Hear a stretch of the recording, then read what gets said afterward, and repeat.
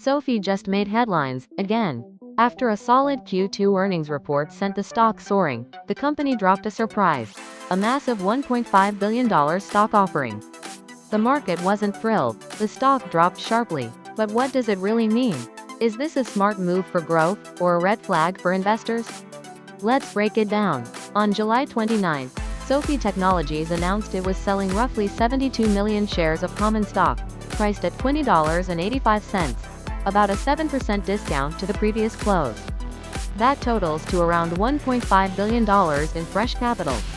The deal is underwritten by Goldman Sachs, with a 30-day option for underwriters to buy an extra 10.8 million shares, so the total could climb even higher.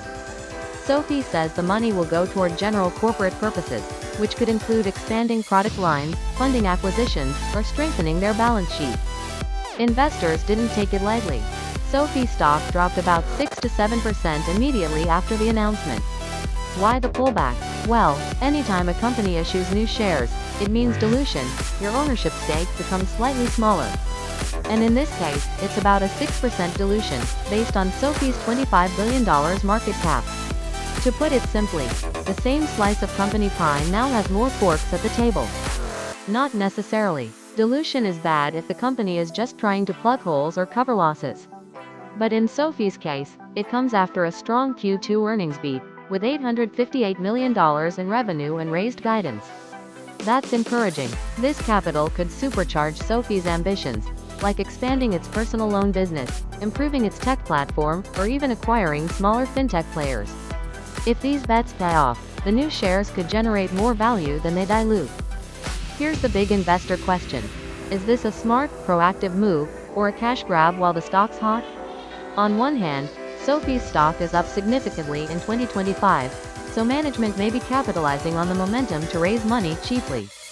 That's smart. On the other hand, they didn't specify exactly how the funds will be used. That lack of detail might concern long-term investors who want transparency and clear ROI plans. So, what should investors watch for? 3 things. First, how quickly SoFi puts the money to work. Cash sitting idle doesn't help earnings or justify dilution. Second, future earnings. If revenue and profits accelerate because of this capital, that's a win. Third, share count. If SoFi keeps issuing shares every few quarters, dilution risk becomes a real concern. Bottom line. SoFi's $1.5 billion stock offering caused some turbulence, but it's not necessarily bad news. If management deploys this cash wisely, into growth, innovation, and margin expansion, it could be a smart long-term play. But if execution falls short, the dilution will sting. The next few quarters will be key. What do you think? Smart raise or warning sign? Let me know in the comments. If you found this breakdown helpful, hit that like button and subscribe for more financial deep dives. Thanks for watching.